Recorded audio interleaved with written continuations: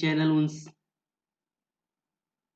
तो हेलो मेरे प्यारे दोस्तों, एक बार फिर से स्वागत है आपका अपने प्यारे YouTube चैनल में। हमारा ये YouTube चैनल का मकसद उन सारे लोगों की तैयारी को पुख्ता करना है जो रेलवे से जुड़े एग्जाम की तैयारी में लगे हुए हों, चाहे वो ALP का हो, NTPC का हो, RRB JEE का हो या फिर टेक्नीशियन का हो। इन सारे एग्जाम में होने वाले GK GS से पूछे जाने वाले प्रश्नों का ये एक सीरीज है, जिस सीरीज में ऑलरेडी हम लोगों ने 5 क्लास करा चुके हैं। आज का हमारा ये क्लास छठा है और आप अगर हमारे चैनल पे नए हैं तो चैनल को कीजिए सब्सक्राइब, ताकि आपका जो प्रिपरेशन हो वो टू द पॉइंट हो और पक्का हो। तो आइए बिना किसी देरी के शुरू करते हैं आज का हमारा ये क्लास।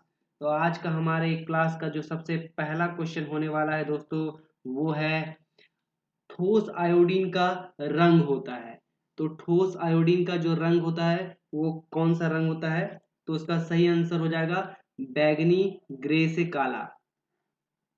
बैगनी से लेके क्या होता है, ग्रे और काला हो सकता है।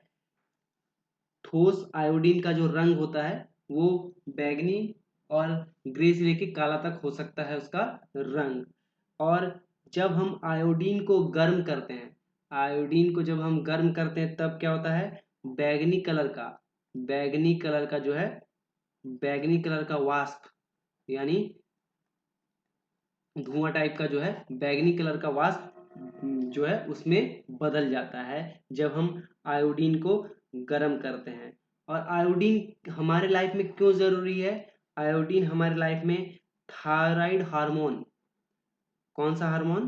थायराइड, थायराइड हार्मोन के लिए जो उसका संश्लेषण है, थायराइड हार्मोन के संश्लेषण के लिए जो है जिम्मेदार है, इंपॉर्टेंट है। कौन सा हार्मोन?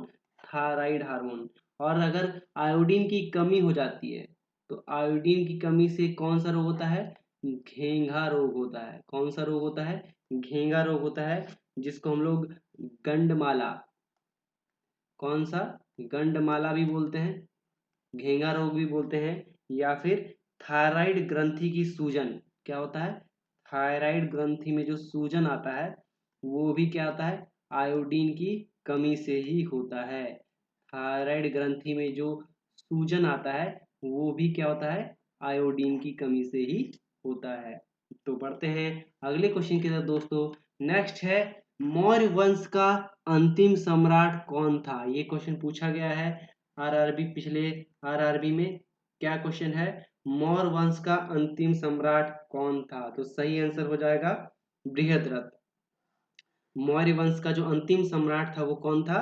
बृहद्रथ था। और बृहद्रथ का जो शासन काल था वो कितना था? 187 ईसा पूर्व। यहाँ पे ध्यान देने वाली बात है, ईसा पूर्व से लेके 180 ईसा पूर्व तक, मतलब टोटल 7 साल का जो था इसका कार्यकाल था। कितना? टोटल 7 वर्ष का जो था इसका कार्यकाल था। और बृहद्रथ के बाद जो उसका सेनापति था, बृहद्रथ का जो सेनापति था उसका नाम क्या था? सेनापति, बृहद्रथ का जो सेनापति था उसका नाम था पुष्यमित्र, पुष्यमित्र सुंग। बृहद्रथ का जो सेनापति था पुष्यमित्र सिंह, उसने क्या किया था? उसका तख्ता पलट कर दिया था और सुंग वंश, कौन से वंश की? सुंग वंश की स्थापना की थी। वो बृहद्रथ का क्या था? सेनापति था। कौन था? पुष्यमित्र सुंग। उसने ही क्या किया था? मौर्य वंश का जो है तख्ता पलट कर दिया और सुंग वंश की स्थापना की थी। आपको बता दें, मौर्य वंश का जो स्थापना किया था वो किसने किया था? मौर्य वंश की जो स्थापना की थी वो कौन किया था? चंद्रगुप्त मौर्य। चंद्रगुप्त मौर्य ने क्या किया था? मौर्य वंश की स्थापना किया था। कब से किया था? 1322 ईसा पूर्व। 1322 ईसा पूर्व में ही मौर्य वंश का जो संस्थापना किया था वो कौन किया था? चंद्रगुप्त मौर्य। और मौर्य वंश का अंतिम शासक कौन था? बृहद्रथ था, जिसकी जो है हत्या करके तख्ता पलट कर दिया। कौन? उनका सेनापति पुष्यमित्र सुंग। तो बढ़ते हैं अगले क्वेश्चन की तरफ। नेक्स्ट हो दोस्तों, वेब ब्राउजर में निम्नलिखित में से किसका उपयोग लगातार देखी जाने वाली वेबसाइटों को सेव करने के लिए किया जाता है। क्या क्वेश्चन पूछा गया है कि मान लीजिए क्या है, लगातार आप वेब ब्राउजर में क्या करते हैं, फ्लिपकार्ट या नेटफ्लिक्स इन सबको डेली बेसिस, या फेसबुक क्या है उनको डेली बेसिस पे आप सर्च करते हैं, तो वो क्या आता है, वो उसका किसका उपयोग, अगर जो लगातार देखा जाता है उसका उपयोग क्या करते हैं, उसके वेबसाइट को जो है सेव करने के लिए क्या आता है, तो वो किस में आ जाता है, फेवरेट्स में आ जाता है। किस में आ जाता है, फेवरेट्स में आ जाता है।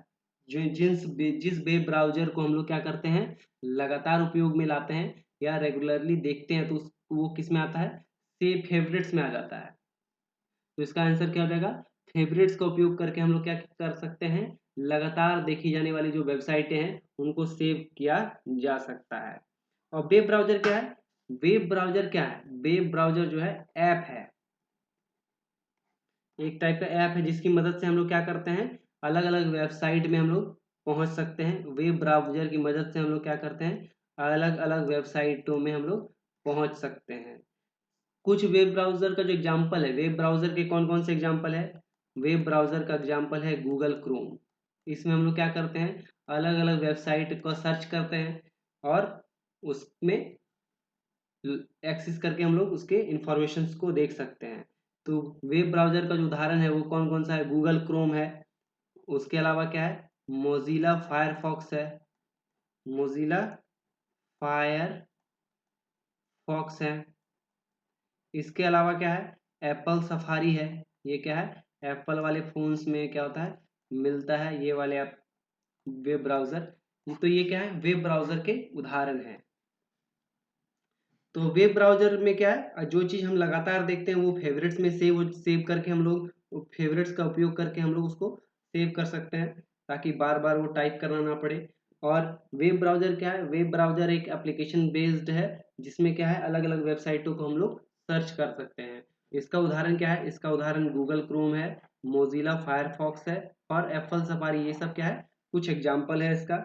और वेब ब्राउजर से दूसरे वेब ब्राउजर, अगर हम एक वेब ब्राउजर से दूसरे वेब ब्राउजर में जाते हैं तो उसको हम लोग क्या बोलते हैं, ब्राउजिंग बोलते हैं। एक वेब ब्राउजर से दूसरे वेब ब्राउजर जो जाता है उसको हम लोग क्या बोलते हैं, ब्राउजिंग बोलते हैं। क्या बोलते हैं, ब्राउजिंग बोलते हैं। बढ़ते हैं अगले क्वेश्चन की तरफ दोस्तों। नेक्स्ट है, खजुराहो समूह के स्मारकों का यूनेस्को विश्व धरोहर स्थल कहाँ स्थित है। ये जो खजुराहो समूह का स्मारक है उसका जो यूनेस्को विश्व धरोहर स्थल है, ये क्या है, विश्व धरोहर स्थल में आता है, यूनेस्को विश्व धरोहर स्थल में। तो ये कहाँ पे स्थित है, सही आंसर है मध्य प्रदेश। खजुराहो समूह का जो स्मारक है जो किस में आता है, यूनेस्को विश्व धरोहर स्थल में शामिल किया गया है, वो किस में आता है, कहाँ पे स्थित है, मध्य प्रदेश में स्थित है। और खजुराहो मंदिर का निर्माण किसने कराया था, यहाँ पे बहुत इंपॉर्टेंट सवाल आ जाता है। खजुराहो मंदिर को जो निर्माण कराया था वो चंदेल वंश के शासकों ने कराया था। किसने कराया था, खजुराहो वंश, खजुराहो मंदिरों का जो निर्माण कराया था उसने किसने कराया था, चंदेल वंश के शासकों ने कराया था। कब कराया था, 10वीं और 11वीं सदी, 10वीं और 11वीं सदी में जो करवाया गया था इसका निर्माण। और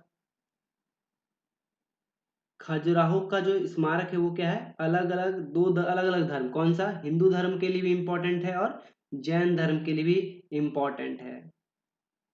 और वर्तमान में इसमें क्या है, संख्या टोटल 23 मंदिर हैं। मंदिरों की संख्या, जो खजुराहो के मंदिरों की संख्या कितनी है, 23 है। और भारतीय पुरातत्व संरक्षण संस्थान द्वारा जो है इसका वर्तमान में रख रखाव किया जाता है। तो खजुराहो जो है कहाँ पे स्थित है, मध्य प्रदेश में स्थित है। किसने इसका निर्माण कराया था, तो चंदेल वंश के शासकों ने इसका निर्माण कराया था। कब कराया था, 10वीं 11वीं सदी में इसका निर्माण कराया गया था। और जो इसमें अभी वर्तमान में कितने मंदिरों की संख्या कितनी है, 23 मंदिरें वर्तमान में मौजूद हैं। पढ़ते हैं अगले क्वेश्चन की तरफ दोस्तों। तो जो लोग हमारे चैनल पे नए हैं वो चैनल को सब्सक्राइब और आपका सपोर्ट करना मत भूलिए दोस्तों।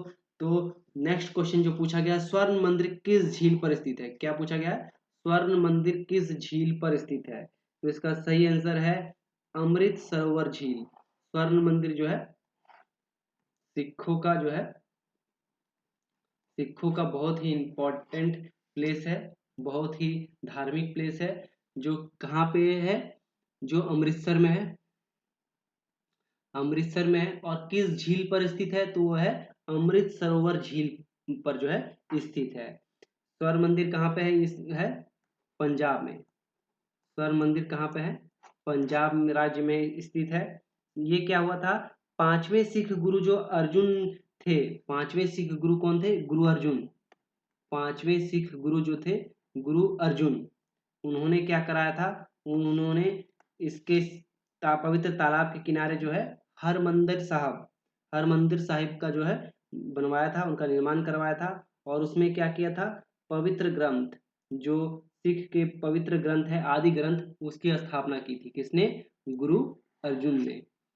तो इसलिए इंपॉर्टेंट हो जाता है ये सवाल। बढ़ते हैं अगले क्वेश्चन की तरफ दोस्तों। नेक्स्ट है, निम्नलिखित में से कौन सी तकनीकी का आविष्कार सबसे पहले किया गया था, वो कौन सी तकनीक थी, यहाँ पे पूछा गया है। Telegraph, telescope, telephone, telelight, teletype. तो सबसे पहले जो आविष्कार हुआ था, कौन सा आया था इनमें से, तो सबसे पहला आया था टेलीस्कोप। सबसे पहले कौन सा आया था, टेलीस्कोप का आविष्कार इनमें से किया गया था। कब किया गया था, ये 1608 में। टेलीस्कोप का आविष्कार कब किया गया था, 1608 में हंस लिपरेसे ने इसका आविष्कार किया था। जो इसका पहला इस्तेमाल किया गया था, वो किसके द्वारा किया गया था, गैलीलियो के द्वारा किया गया था। टेलीस्कोप का सबसे जो पहला इस्तेमाल किया गया था, वो किसके द्वारा किया गया था, गैलीलियो के द्वारा किया गया था।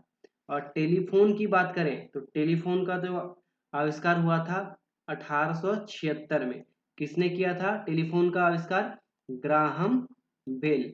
टेलीफोन का जो आविष्कार किया था, वो किसने किया था, ग्राहम बेल ने। कब किया था, 1876 में।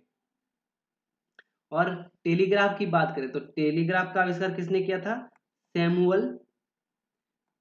टेलीग्राफ का आविष्कार जो किया था, वो किसने किया था, सैमुअल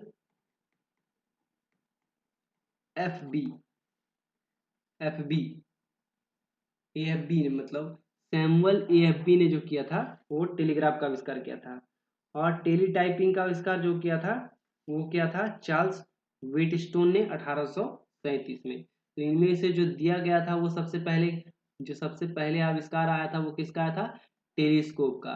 कब, 1608 में। और उसी समय क्या हुआ था, सबसे पहला प्रयोग जो हुआ था, वो गैलीलियो द्वारा किया गया था। बढ़ते हैं अगले क्वेश्चन की तरफ दोस्तों। बहुत ही इंपॉर्टेंट क्वेश्चन, प्रीवियस ईयर में ये क्या है, पूछा भी गया है।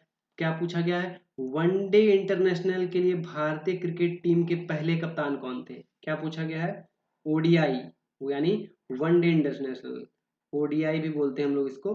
वनडे इंटरनेशनल के लिए भारतीय क्रिकेट टीम के सबसे पहले कप्तान कौन थे, तो इसका सही आंसर हो जाएगा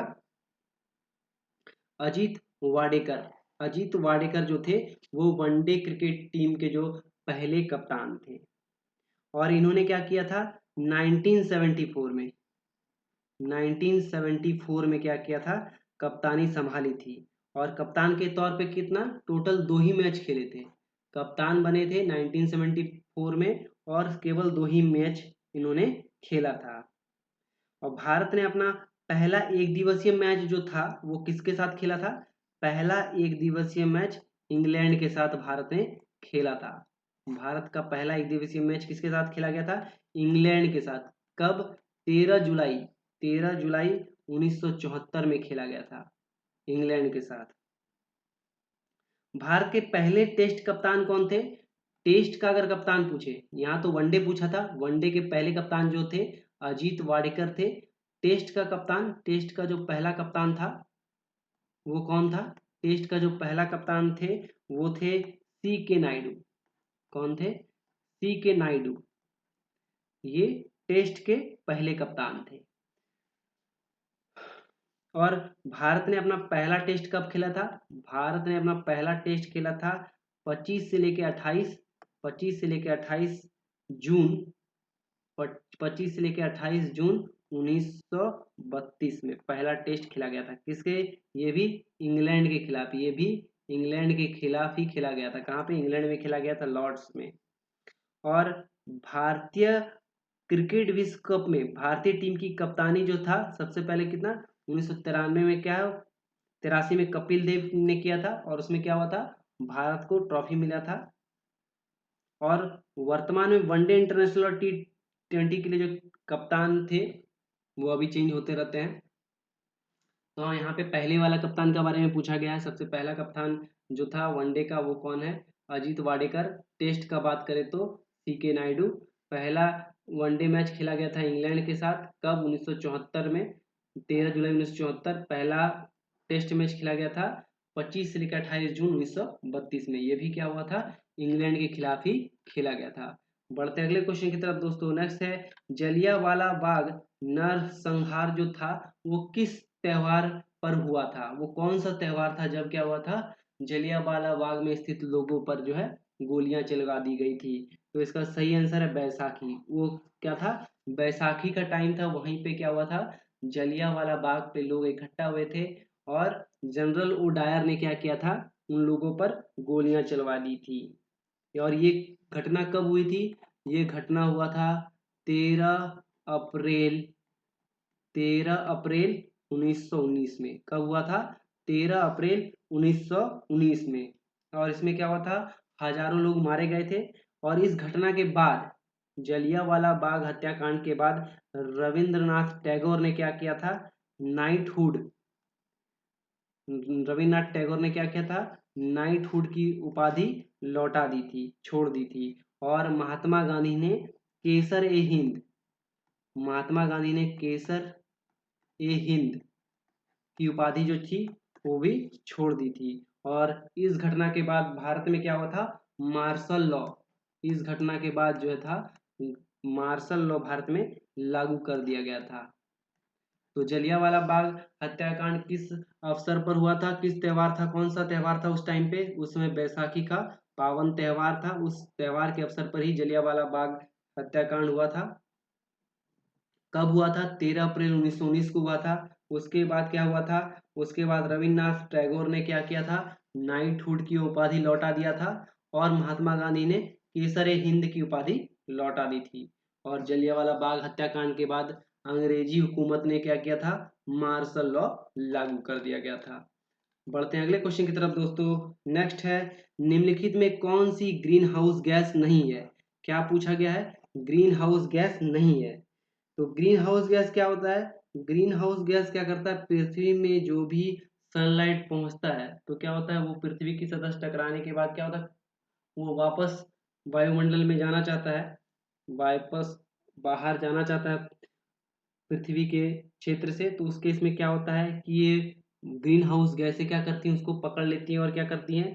पृथ्वी के वायुमंडल को गर्म करने लगती हैं। जो ग्रीन हाउस गैसें होती है वो जो एनर्जी होता है उसको सोख लेता है और उससे क्या होता है? पृथ्वी का जो वायुमंडल है वो क्या होता है? गर्म होने लगता है, ये बाहर जाने नहीं देता है, जिससे क्या होता है? पृथ्वी का तापमान बढ़ जाता है। तो ग्रीन हाउस जो गैसें हैं वो पृथ्वी का तापमान बढ़ाने के लिए जिम्मेदार है। तो पूछा गया है कि इन सब में कौन जो है ग्रीन हाउस गैस नहीं है? तो इसका सही आंसर हो जाएगा कॉपर डाइऑक्साइड। कॉपर डाइऑक्साइड जो है वो ग्रीन हाउस गैस नहीं है। इसके अलावा बात करें तो नाइट्रस ऑक्साइड, मीथेन और सल्फर हेक्सोफ्लोराइड ये तीनों ही क्या है? ग्रीन हाउस गैस का उदाहरण है। नाइट्रस ऑक्साइड की बात करें तो इसको हम लोग क्या बोलते हैं? N2O। नाइट्रस ऑक्साइड की बात करें तो इसको हम लोग क्या बोलते हैं? N2O। ये क्या है? ग्रीन हाउस गैस है। और ये है रंगहीन और गैस जो ज्वलनशील गैस है। और इसको हम लोग लाफिंग गैस या फिर हास्य गैस, क्या होता है? लाफिंग गैस या फिर हास्य गैस भी के नाम से भी जाना जाता है। इसके अलावा बात करें मीथेन का तो मीथेन का फॉर्मूला होता है CH4। क्या होता है? मीथेन का फॉर्मूला जो होता है वो क्या होता है? CH4। और ये क्या होता है? पशुधन, कृत्रिम गैस और पेट्रोलियम पदार्थों में जो है उनसे ये निकलता है, उनसे ये प्राप्त होता है। जहाँ पे धान की खेती होती है उसमें भी क्या होता है? ह्यूमिडिटी ज़्यादा होता है तो उस केस में भी क्या होता है? मीथेन गैस निकलता है। इसके अलावा अगर सल्फर हेक्साफ्लोराइड की बात करें, सल्फर हेक्साफ्लोराइड की बात करें तो इसका क्या है? SF6, sulphur hexafluoride. और इसका जो यूज होता है क्या होता है? विद्युत इंसुलेटर के रूप में इसका इस्तेमाल किया जाता है। ट्रांसफार्मर में उच्च वोल्टेज का जो केबल्स है, तार है, उसमें भी क्या किया जाता है? सल्फर हेक्साफ्लोराइड का यूज किया जाता है।